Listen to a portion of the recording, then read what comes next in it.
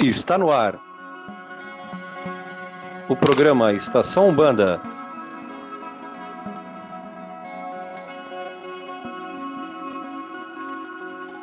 Com a apresentação de Pailéu das Pedreiras, com participação de Mãe Priscila das Águas e Rodrigo Ressuti. Olá, meus irmãos, saravá, que a paz de Oxalá esteja com todos vocês.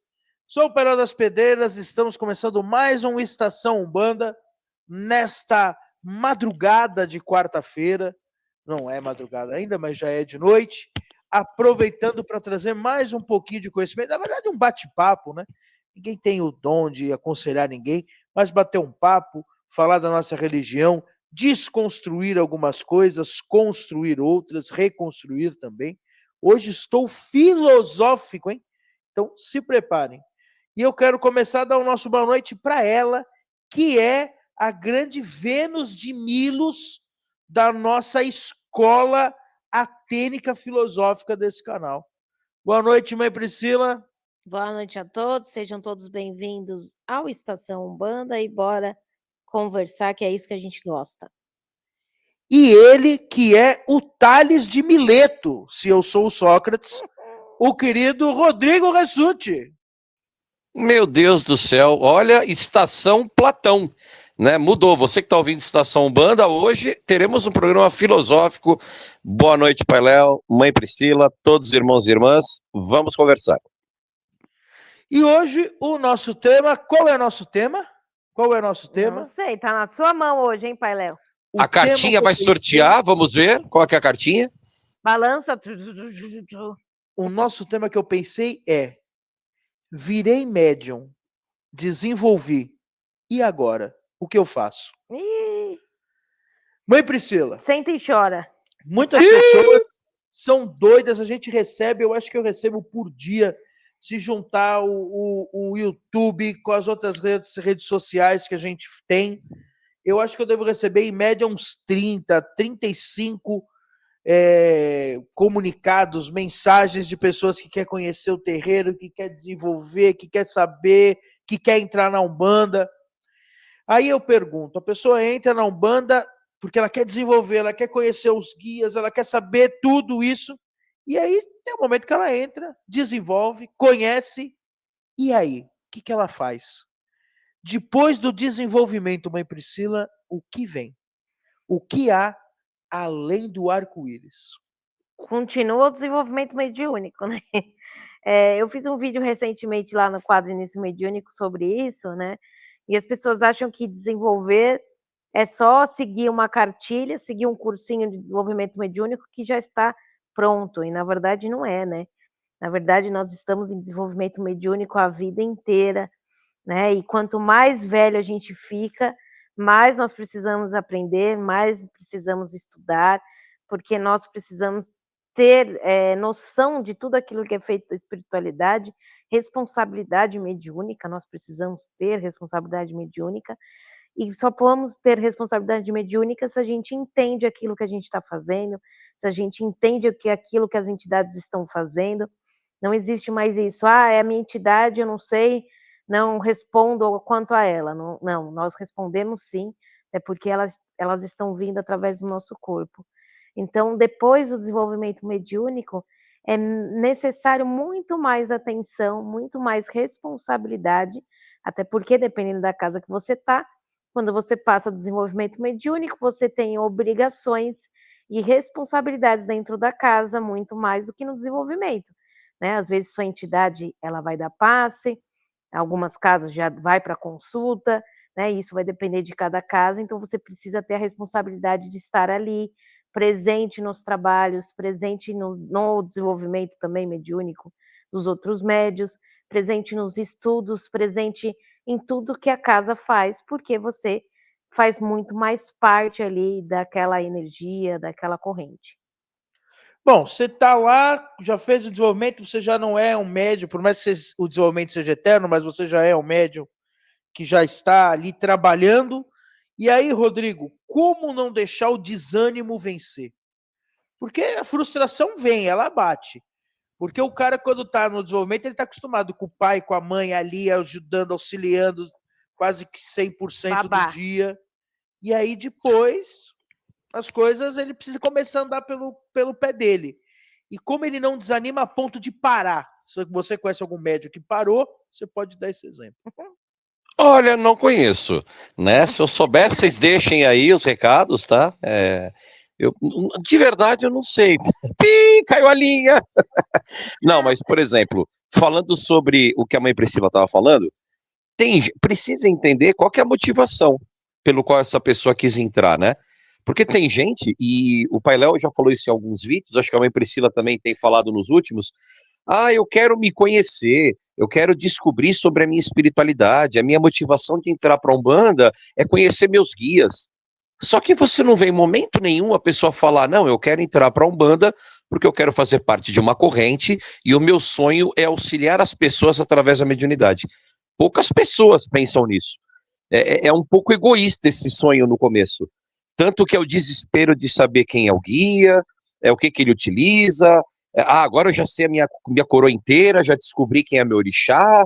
E tem gente que às vezes desmotiva.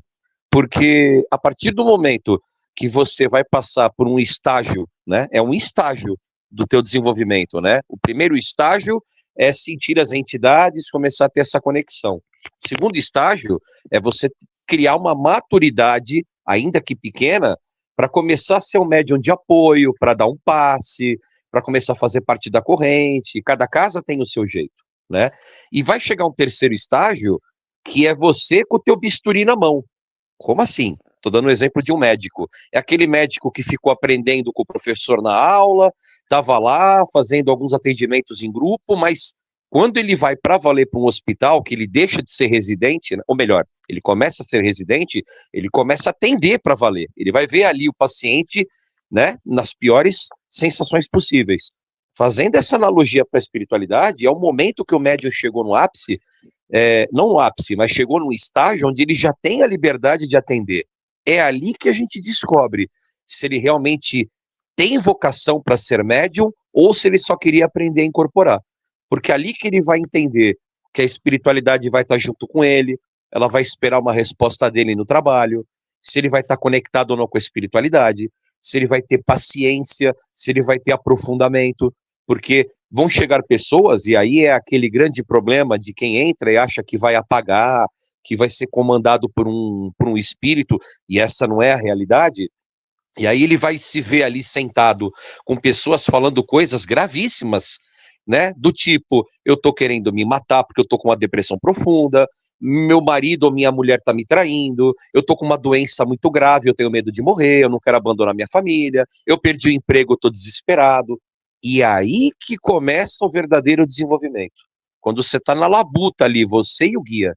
Então, esse estágio, ele pode ou despirocar a cabeça do médium, tem médium que às vezes vai pedir pinico, literalmente, vai falar para o pai ou para a mãe, ó, eu tô assustado, tô com medo, acho que eu não tô preparado, e isso também é válido, porque às vezes ele reconheceu que, sabe, aquela empolgação, às vezes até um teste para ver até onde ele pode ir. Também tem aquele segundo estágio daqueles médiums que vão começar a desbaratinar, tipo, não, olha, eu vou começar a fugir, porque isso aqui não é minha praia. E tem um terceiro que solta imaginação, que aí entra o cuidado muito próximo do pai e da mãe, porque às vezes os médios que começam a achar que sentem tudo, veem tudo, e a espiritualidade vai te testar nesses três estágios. Então eu concordo mais ou menos com o que a mãe Priscila falou, o desenvolvimento ele começa a partir do momento que você acabou uma etapa, pulou para a segunda, e quando você vai sozinho, tá ali, você e o guia, ali a gente descobre realmente qual é a do médium. E vão ter N respostas, né? Desde pessoas dedicadas, pessoas que vão realmente pedir um apoio porque vão se sentir inseguras, e pessoas que vão se achar acima do bem e do mal e que em 5 meses querem montar o seu próprio terreiro, e a gente sabe as loucuras que tem por aí, né? É por isso que a gente fala a importância de ter um cuidado no desenvolvimento mediúnico, né? De ensinar essas pessoas, porque as pessoas às vezes entram dentro de um terreiro no oba-oba, ou por causa de alguém, às vezes por causa que tem um relacionamento que a pessoa quer entrar no terreiro e você acaba entrando junto. Então, os terreiros de Umbanda, eles precisam ter essa responsabilidade mediúnica e não criar essa fábrica de médios que a gente vê por aí, né, através desses cursos e tudo mais, e banalizando a espiritualidade em si, porque as pessoas elas desenvolvem para quê? Para nada, né? Muitas vezes nem para dar consulta, nem para só para falar que tem a entidade ali e você não precisa incorporar para ter entidade. Então, a gente precisa ter essa responsabilidade de passar, sim, estudo, passar, mostrar responsabilidade para que quando a pessoa passe ali do desenvolvimento, faça o amancio, o batismo, aí cada casa vai ter a sua doutrina, né? Ela passe para dando um passe ou até mesmo a consulta, ela tenha noção da responsabilidade mediúnica. A gente já há muito tempo atrás na nossa casa, a gente teve médium que passou pelo amancio, pelo batismo e tudo mais, e quando ele deu a primeira consulta, ele nunca mais voltou, porque ele achava que seria totalmente diferente, né, daquilo que aconteceu ali. E a Ele gente só deu uma, né? e quando a gente sabe, né, quando a gente está dentro da consulta, a gente sabe o quanto é responsabilidade nossa de estar ali com a cabeça firme, de estar doando ali uma energia positiva para que a entidade esteja trabalhando. E não vai ser fácil. Vão ter consultas de agradecimentos, vão ter consultas de desabafos, vão ter consultas pedindo para matar fulano, vão ter consultas falando que eu acabei de roubar, acabei de matar, né? Existem vários tipos de consultas que nós médios precisamos estar equilibrados, né? E confiantes naquilo que a espiritualidade tem para passar. Essa semana a gente teve na nossa casa a gira de Exu Mirim, né? Na segunda-feira, e foi a primeira vez que eu dei consulta, já tinha dado, né, passividade para o Exu Mirim, mas ele nunca tinha vindo para dar consulta. Foi a primeira vez que eu dei consulta realmente ali com o Encruzinha, e eu até comentei com o Painel, eu achei engraçado, porque teve algumas vezes, né, o Exu Mirim ele tem um trabalho um pouco diferente, né, ele fala mesmo na lata ali o que precisa ser falado, e em diversas vezes eu mesmo falava: "Meu Deus", né, que vergonha, tipo, porque ele, né, falava umas coisas ali e ele me apagou várias vezes durante a consulta, tipo assim: "Não se mete aqui que eu tô fazendo o meu trabalho", né. Porque a gente mesmo com 20 anos de umbanda, com 30, 40, a gente se pega nesse questionamento: "Meu Deus, será que a pessoa vai entender o que ele está falando? Será que a pessoa não vai ficar brava? Será que a pessoa não vai levar para um outro lado?" A gente fica com esse medo, né. E aí a gente tem que confiar e acreditar no que a espiritualidade fala. E às vezes as pessoas têm esses bloqueios, porque às vezes as pessoas não estão preparadas para estar ali dando uma consulta, né, dando um conselho, por mais que a gente sabe que a espiritualidade que está ali, mas se a gente bloqueia qualquer coisa, a espiritualidade não vai conseguir trabalhar, ela não vai conseguir agir da forma que ela precisa agir, né. E uma É, coisa interessante também, só para completar a mãe Priscila, se Painel, eu puder em é, algum momento conversar, vocês me avisam, mas senão, vai daí. o Painel é convidado hoje, programa novo, Não ele mas nunca assim, quer falar, né, ele só deixa eu e o Rodrigo, agora hoje ele quer hoje a falar. mãe Priscila está inspirada, mas ela falou uma coisa que é importante, porque, por exemplo, a gente, às vezes, acaba, como médiums, a gente, às vezes, quer tomar a frente do negócio. Então, por exemplo, que nem a mãe Priscila falou, chega um rapaz ali que cometeu um assalto. Nós não estamos num tribunal de julgamento ali. Ali não nos cabe julgar a moralidade ou não. Claro, dependendo do que a pessoa for pedir, as entidades sabem como lidar.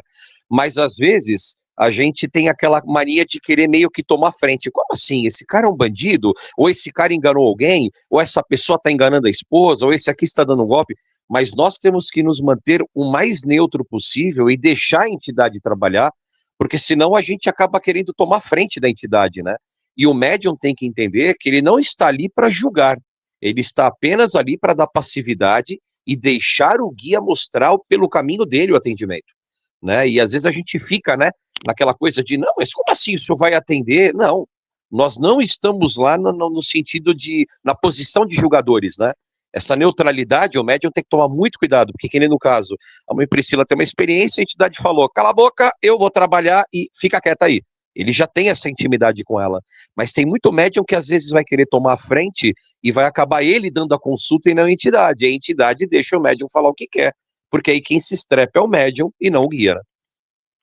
O que eu ia falar é que eu lembro de uma história, né, um conceito que o Pai João explica muito, que ele fala que todo terreiro de Umbanda é um hospital. E muitas pessoas entram porque estão doentes, fazem o seu tratamento, se curam e vão embora.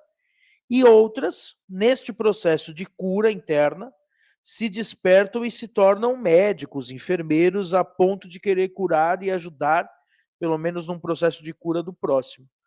A grande questão é que a gente fala, mas aí o cara tem que começar a se preocupar com a consulta.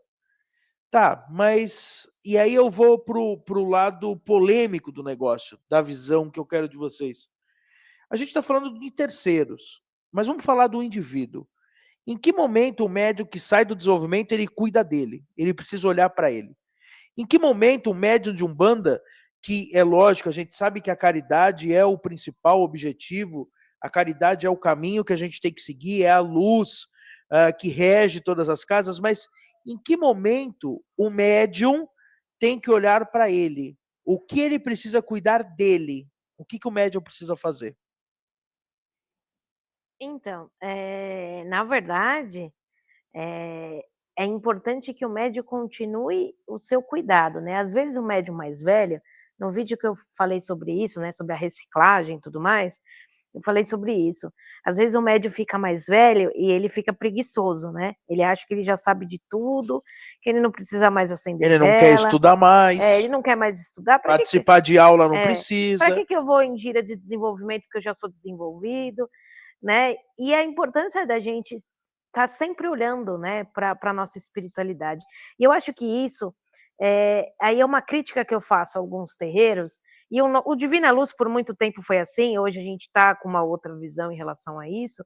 A gente precisa dar cada vez mais abertura para os médios, deles revisitarem a espiritualidade deles a todo momento, né. A Jurema, ela fala muito sobre isso nos desenvolvimentos mediúnicos, sobre, a importância de olhar para a espiritualidade, aprender algo novo, né, trazer entidades novas, trazer energias novas que vão ensinar alguma coisa nova, que vão trazer um elemento novo, que vão trazer uma ferramenta nova, né.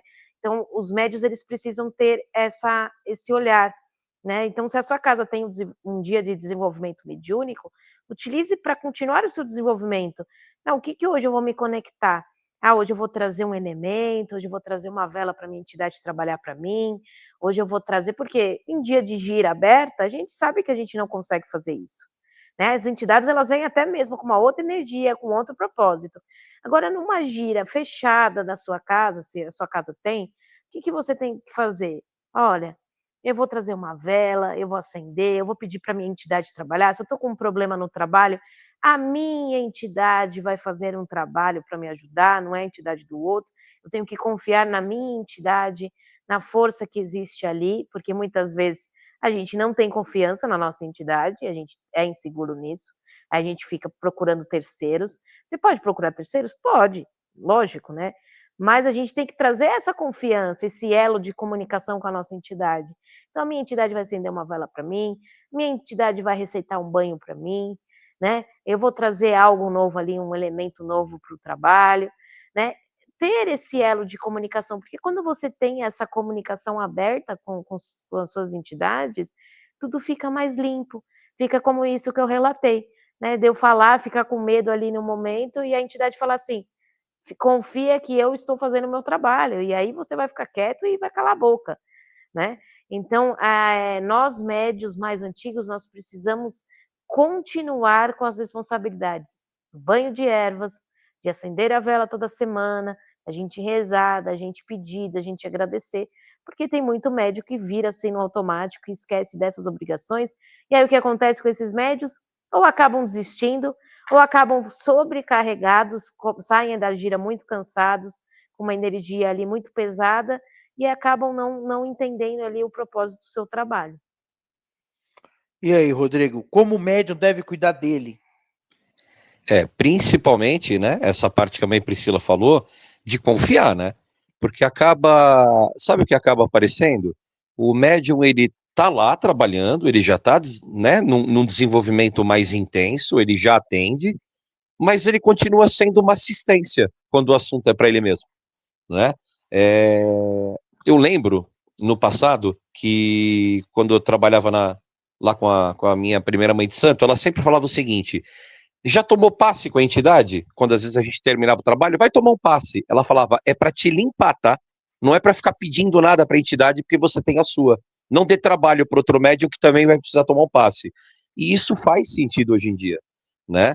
Porque a gente ouve muita crítica hoje em dia na internet, de muita gente que hoje em dia, porque a Umbanda virou alvo para tudo, né? E, infelizmente, a Umbanda, às vezes, ela é colocada num patamar quase que infantil da espiritualidade, mas não porque ela é, porque as pessoas interpretam desse jeito. Então, por exemplo, eu vejo às vezes as pessoas falando, não, eu vou para religião tal ou para outra religião, porque lá eu tenho autonomia, porque lá o meu guia me ajuda, lá ele é meu parceiro, porque lá eu não fico dependendo. Aí dá vontade de falar, mas espera aí, que Umbanda que você estava fazendo parte? Porque essa Umbanda que eu conheço, ela também te dá autonomia, ela também te transforma num médium experiente e ao mesmo tempo responsável dos seus caminhos, onde você pode sim, com experiência, fazer uma firmeza, uma oferenda para um orixá, com devoção, não como forma de lâmpada mágica, porque sempre a parte espiritual ela tem que coincidir com a tua prática física, senão seria fácil ser de qualquer tipo de magia ou religião, né? Mas assim, a Umbanda ela é autossuficiente para muita coisa, desde que o médium também encare essa maturidade espiritual, né? Então a gente às vezes acaba vendo médiums, inclusive, muito bons de trabalho, são médiums dedicados, são efetivos no seu trabalho, o trabalho está fluindo, ou seja, as pessoas que estão passando estão conseguindo absorver o ensinamento, estão sendo ajudadas, mas ele mesmo ou ela mesma não utiliza dessa mesma faculdade para ela. Ou seja, ela ainda é um médium manco. E aí é incrível, porque muitos médiums falam: ah, olha, minha entidade faz coisas maravilhosas para os outros, mas para mim não faz nada. Eu larguei a religião por isso, porque para mim nunca faziam nada. E outro dia eu li isso de uma pessoa num comentário nessas redes sociais. E aí eu retruquei. Eu falei assim, mas espera aí, se ela fazia para todo mundo, será que as pessoas acreditavam mais na entidade e colocavam em prática do que você mesma, que não confiava no teu guia? Então quer dizer, essa pergunta fica para todo mundo que acha que o seu guia funciona para o outro e não para ele mesmo. Precisa ter essa maturidade, senão é um médium manco, né? Então, mas nem falando de entidade, falando do médium mesmo, né? Eu vejo isso porque hoje a gente vê uma migração de muitas pessoas que passaram muitos anos na Umbanda e hoje elas vão largando a Umbanda para elas irem para outras tradições, como por exemplo o próprio Ifá, a própria Quimbanda em alguns momentos. Por quê? Porque na Umbanda a gente tem o discurso de que precisa fazer caridade, precisa olhar para o próximo. Aí o cara passa 5, 6, 10 anos na Umbanda, aonde ele foi lá uma vez por semana receber a entidade dele para poder cuidar dos outros, curar, ajudar, e ele não se cuida espiritualmente. Tem muitos terreiros que não param, por exemplo, uma gira, não tem gira de desenvolvimento. Tem terreiro que é assim. Eu fico imaginando isso. Eu vim de uma casa que não era assim, né? Na casa do meu pai de santo, quando estava aberta, assim como no Divina Luz, nós temos uma gira uma vez por semana de quarta-feira, que é uma gira fechada, onde nós fazemos um desenvolvimento, mas vai muito além do desenvolvimento. Tem rituais que a gente faz de firmação de coroa, tem rituais que a gente faz de xamanismo, tem rituais de fechados, que a gente faz rituais próprios, enfim. Eu digo que a quarta-feira é o dia para você olhar para você. E aí eu falo, por exemplo, de uma casa, como eu conheço várias, que você só tem o desenvolvimento que acontece na hora da gira ou depois das consultas. E nessas casas, como que o médium consegue olhar para ele mesmo? Em que momento ele vai parar para acender uma vela, por exemplo, para o anjo da guarda dele? Ou uma vela para a entidade dele, ou trabalhar. Ou então aconteceu o que eu vejo que acontece muito, o médium trabalha há 10 anos com o boiadeiro, mas não sabe nem o nome do boiadeiro, nem como o boiadeiro trabalha, o que ele utiliza, por quê? Porque o boiadeiro chega em terra para atender, para dar passe, para dar consulta. Essa é a grande questão. Aonde que está o erro, e aí eu já passo para a mãe Priscila, de você não parar um tempo para olhar para si mesmo e as casas que não têm esse tempo para olhar para si mesmo. O que isso é prejudicial para a mediunidade como um todo. Então, aí ele torna algo cansativo, né? Torna algo que é isso. Ah, eu só tô aqui para Não cuidar tem dos. como o cara Não preguiçar, né? eu tô aqui Não. só para né? cuidar Desmotivar, né? Desanima, né? Tô aqui para cuidar dos outros e eu não tenho esse espaço. Então, por isso que eu falo que a responsabilidade grande de um dirigente de uma casa é colocar cada vez mais água nessa plantação chamada mediunidade, né? Que a gente precisa cada vez mais crescer e florir esse caminho, que é um caminho que não é fácil. Não é fácil ser médium. Não é fácil você ter uma disciplina de estar ali sempre no terreiro, de às vezes você deixar coisas de lado da sua vida pessoal para estar ali. E aí, quando fica algo ali só para o outro, fica chato, porque muitas vezes, às vezes você está passando por uma dificuldade, por um problema ruim, e às vezes você não tem tempo de se cuidar, um tempo de se olhar, né, um tempo de você se reconectar com a sua fé.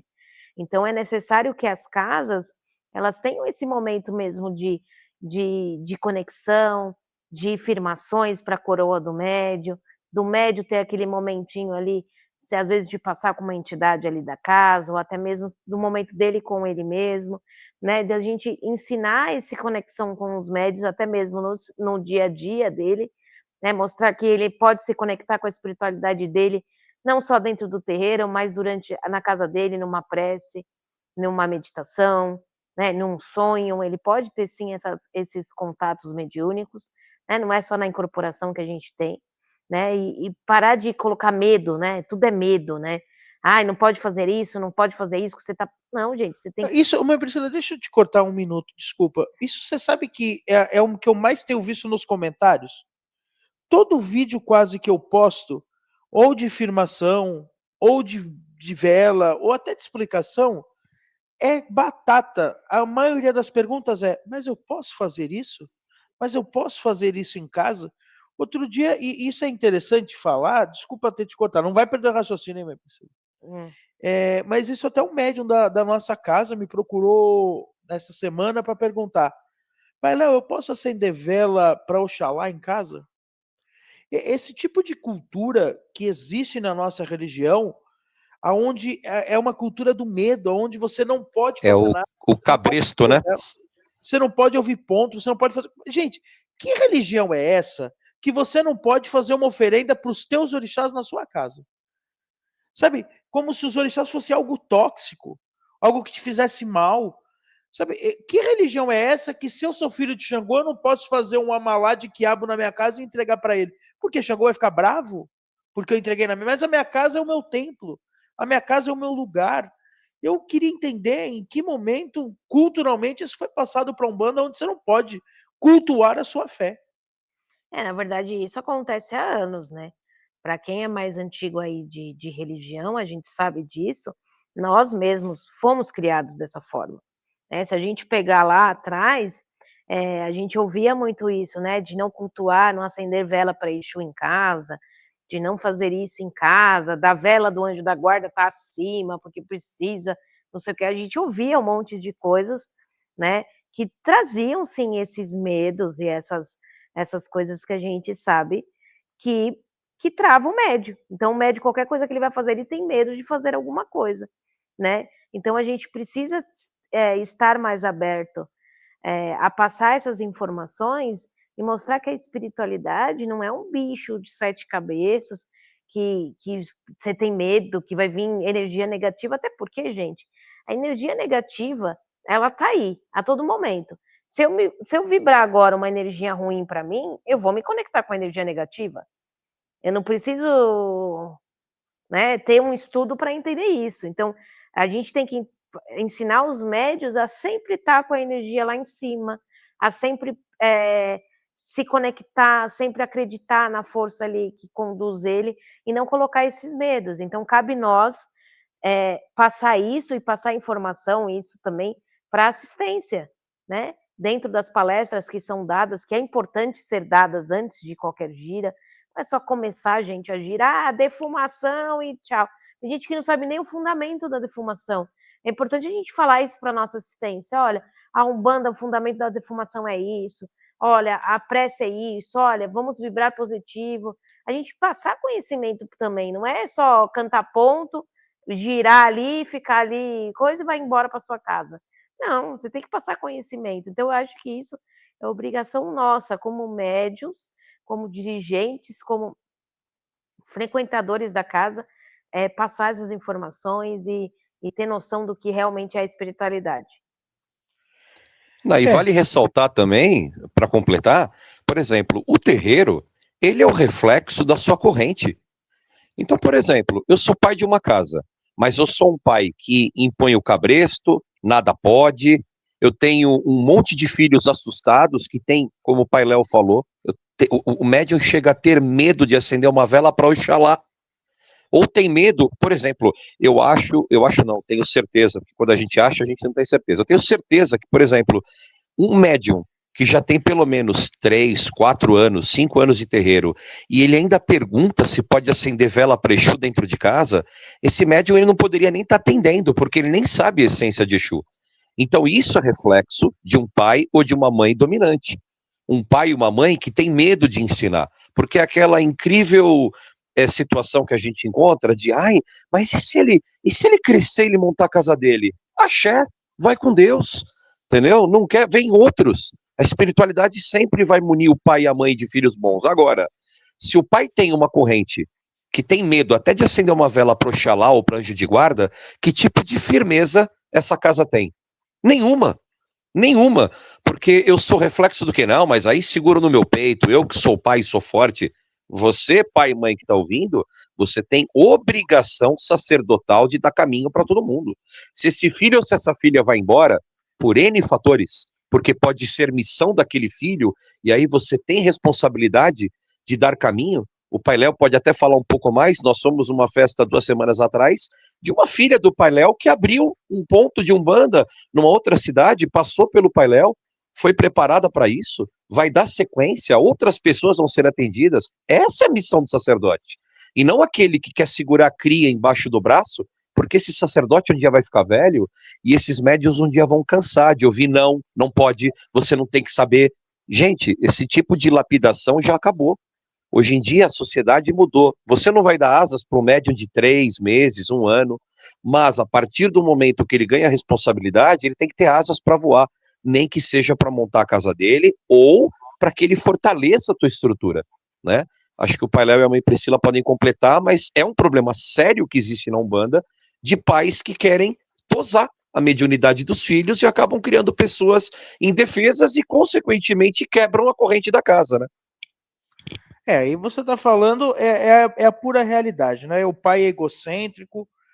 O que eu vou falar é aquilo que a gente ouve falar muito quando o cara tem filho.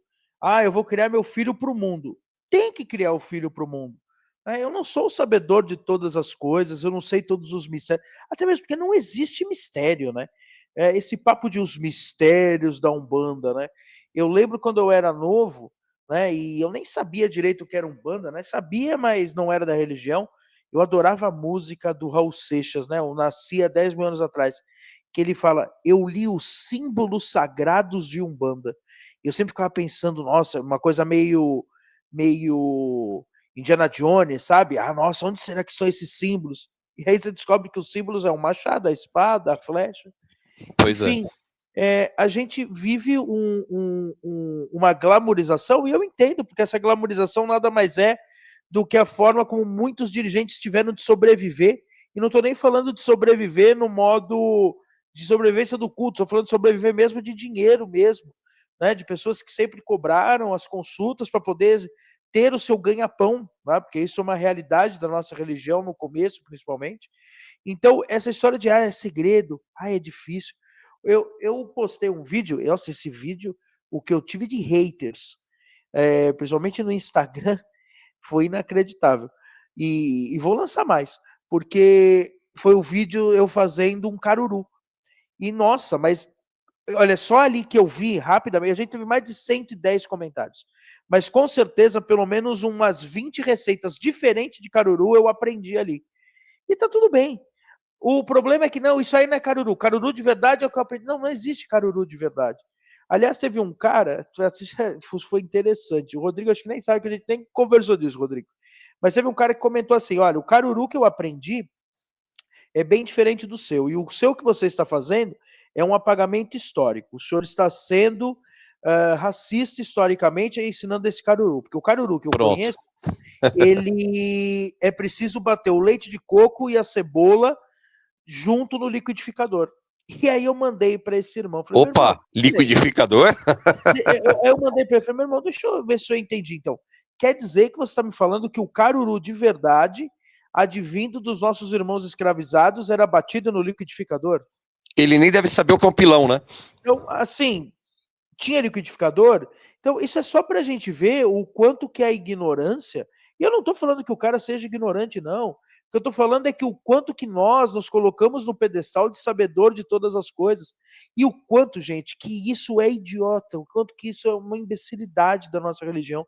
Querer fazer com que o outro... Eu achei legal que teve uma pessoa que comentou assim, gente, tá tudo bem, quem quiser faz, quem não quiser não faz. Tá tudo legal. Pois E é. aí tem um outro comentário que eu achei legal, que a pessoa falou assim, meu Deus, eu quero ver como ele vai ensinar um homolucum. E aliás, já fica o convite para quem estiver nos ouvindo, o homolucum vai ser o primeiro vídeo de outubro, porque é uma oferenda de Oxum, e vou fazer o homolucum. Como eu aprendi, como meu pai me ensinou, como meu pai aprendeu com meu avô, e tá tudo bem. Isso é para minha casa. A gente entra de novo naquela questão do massacre de internet que acontece. Eu postei um vídeo essa semana, né? Porque o Estação Banda tá na quarta-feira, né? A gente gravou um dia antes.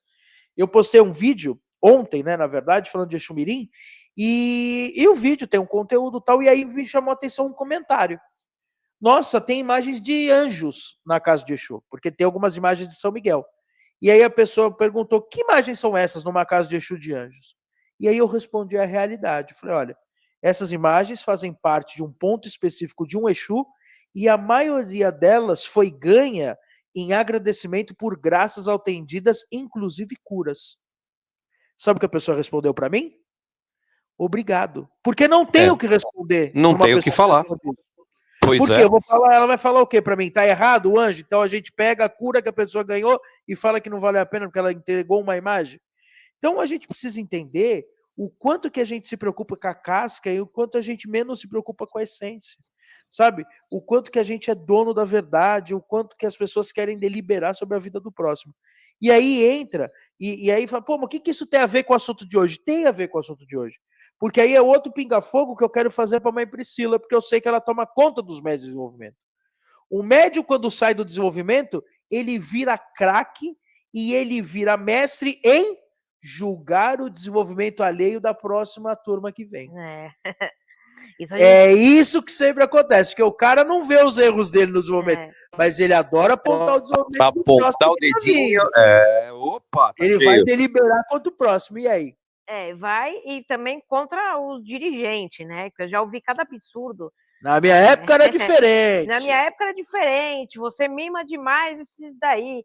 E eu sempre falo isso, né? Cada turma de desenvolvimento tem a sua particularidade, tem a sua forma de lidar. Umas são mais fáceis, outras são mais difíceis, né? Eu brinco que é para trabalhar assim a minha paciência, muitas vezes ali. É um trabalho de desenvolvimento para mim mesma também, às vezes. E a gente entende, né? Que esse julgamento, eu sei de tudo, já sou sabedor de tudo, ou quer se sobressair sobre o amiguinho, sobre o que está ali nas dúvidas, nos medos, né? Porque o desenvolvimento mediúnico traz tudo isso, né? Traz a insegurança, traz os medos, né? Traz as angústias, muitas vezes, porque não consegue ali chegar onde achou que tinha que chegar, e aí acaba prejudicando mais ainda, né? Porque você vai lá para o vestiário se trocar e seu amiguinho está falando, nossa, olha, você incorporou assim. Nossa, você fez assim. Nossa, às vezes até o próprio amiguinho do desenvolvimento, né? Tá lá sendo o jogador de tudo e de todos. Então a gente tem que tomar muito cuidado. Nossa, dá um ódio isso. A gente tem que tomar muito cuidado com isso, porque as pessoas acabam esquecendo o quanto foi difícil para elas o desenvolvimento, né? Eu falo que eu tive a graça de ser desenvolvida sozinha. Eu não tive irmão de santo, irmão gêmeo que a gente fala, né? Quando você faz a Mansi junto. Eu fui desenvolvida totalmente sozinha, não tinha ninguém ali para seguir de base ou para falar alguma coisa, né? E eu acho que isso me ajudou muito, porque eu sou uma pessoa insegura, né? Como o Oxóssi reina na minha coroa, eu me saboto ali o tempo inteiro. Eu acho que foi essencial ali para mim, para ter confiança em tudo que minha mãe de santo estava passando, né? Os meus padrinhos e tudo mais me passavam naquele momento. Então, você que é médium mais antigo, tenha cuidado com isso. Às vezes você quer ajudar, mas calma, eu falo isso, né? Não é achar que eu sou a melhor de todas, não é isso. Mas se sua casa tem um dirigente, tem uma pessoa que passa ali responsável pelo desenvolvimento mediúnico, não cabe você dali falar se a pessoa incorporou certo ou errado, né? Cabe o dirigente auxiliar, né? Às vezes eu posso ver o médium, às vezes lá, num dia que não foi muito bem no desenvolvimento mediúnico, mas eu nunca vou chegar para ele e falar, nossa, você foi péssimo hoje, hein? Que horrível, foi horrível a sua incorporação.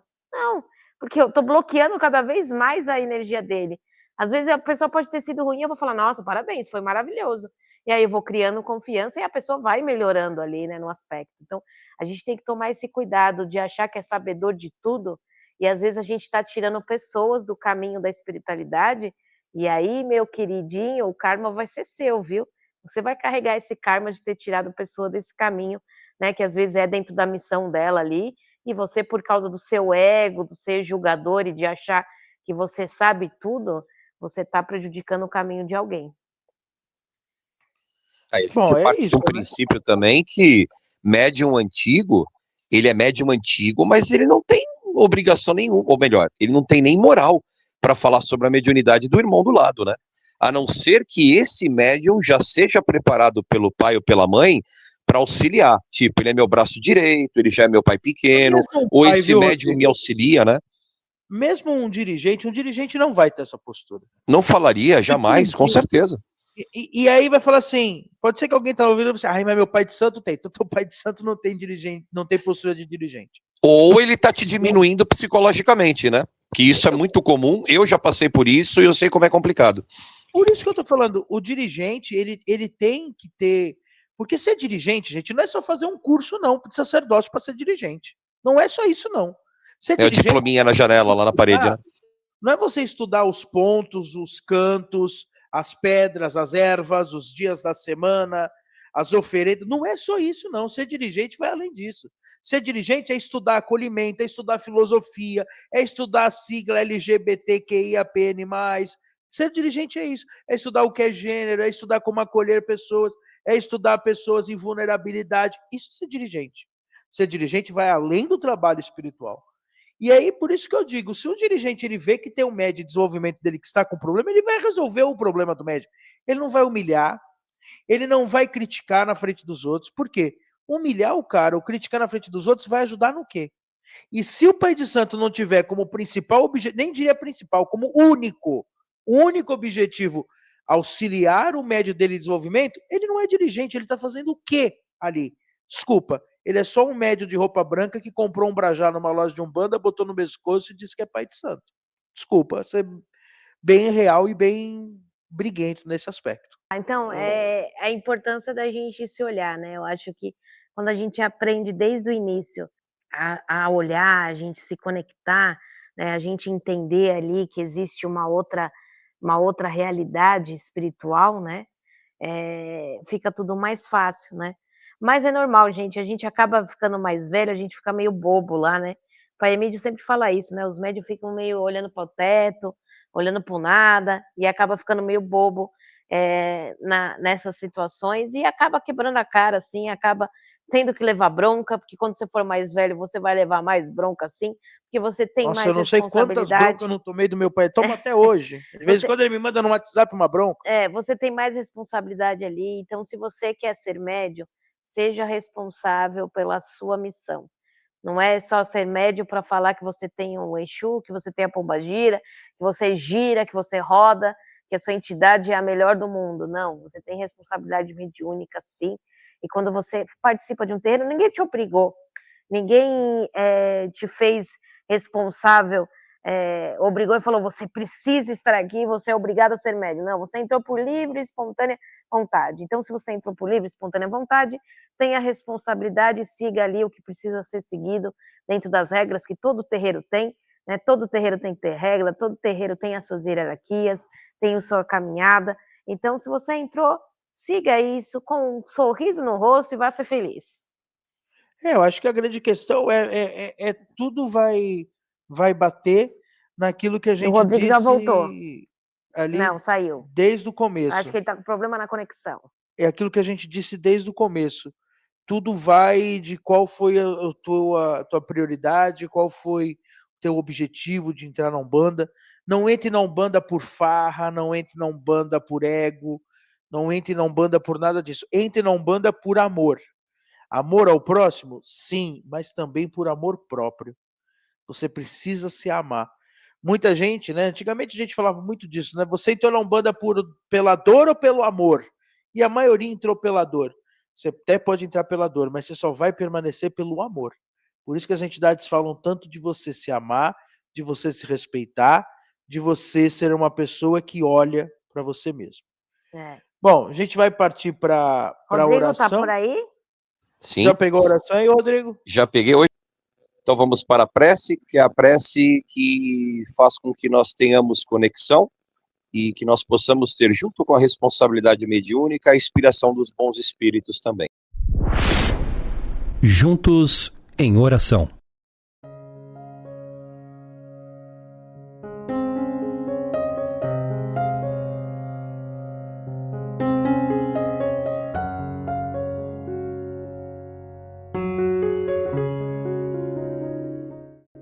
Deus, nosso Pai, e toda a espiritualidade, fazei com que cada médium, com cada trabalhador da Umbanda, possa estar conectado com os seus guias, mentores, na prática da caridade, na prática do amor e principalmente no auxílio sem olhar a quem.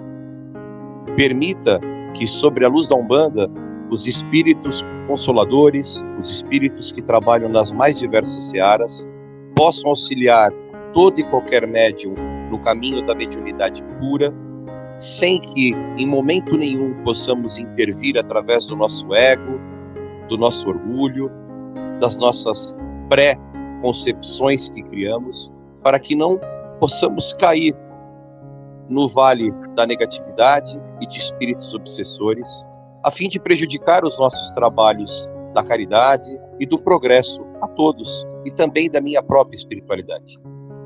Fazei com que a luz de Oxalá, junto com a força de todos os orixás e os guias protetores, tragam ao médium a serenidade possível para que as mensagens e o trabalho sejam o mais breve possível no encaminhamento da luz, no encaminhamento do encorajamento humano e principalmente para que toda a vaidade vá pelo ralo, para que ela não possa trazer no meu aspecto principal, que é o trabalho mediúnico, a minha curiosidade ou a minha forma de querer passar por cima de qualquer informação.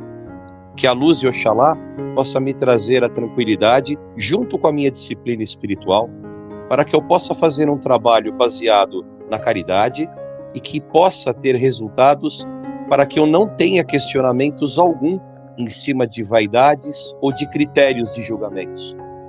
Que Deus possa me trazer a humildade possível de aprender a cada dia, de julgar o menos possível e de saber que todo dia é um dia novo de estudar, de melhorar e de evoluir.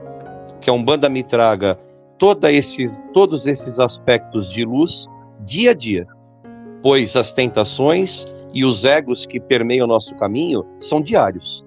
E não pense que ao longo da jornada eu esteja preparado, porque todo dia é um dia novo de aprender e um dia novo de poder passar uma nova lição para que o amanhã seja de luz e de cada vez mais absorver novos ensinamentos da espiritualidade. Que assim seja, graças a Deus. Vamos agradecer a essa oportunidade, né? Que quem colocou a água para fluidificar, que acendeu a vela, que receba toda a energia da espiritualidade, que possamos sempre nos conectar com a essência de luz e de amor das nossas entidades, dos nossos orixás, e sempre levando o amor, a paz e a caridade a quem precisa. Bom, e é nesse clima então que a gente encerra. Acho que foi um programa muito legal, que a gente conseguiu falar mais coisas. Vamos ver se a gente continua, né, nessa pegada de falar da vida mediúnica do nosso cotidiano, né, do nosso dia a dia. Às vezes falta a gente falar de coisas mais leves, das nossas experiências, a gente fica muitas vezes preso na doutrina. Então foi talvez uma ideia um pouco diferente do programa, com um tema um pouco mais leve. E aí comenta aí o que você achou, o que você gostou, mais ideias de tema, que às vezes a gente fica aqui batendo a cabeça, porque já foram tantos temas. Vocês têm ideia quantos Estação Umbanda já foram feitos? Não tenho. Eu acredito que já Quando será o programa? O que foi, Rodrigo? Oi, cortou? Hoje a internet, no final do programa, a internet está danada. Mas será que a gente passou do programa 100 já? Eu acredito que sim. Acredito que sim. Contando todos os miruas, tudo deve ter sido já, né? Sim, acredito que sim. Ó. Acredito que sim. Mas manda aí nos comentários que a gente vai adorar ler.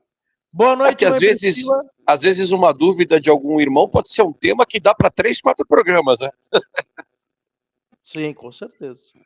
Bom, boa noite a todos. Sempre uma alegria estar aqui falando sobre espiritualidade. Coloca aqui nos comentários também, lembrando que sempre tem vídeo no nosso canal, lembrando que nós voltamos com o Saravá Podcast, então toda sexta-feira o Saravá aí, sempre com muita informação e com convidados bacanas.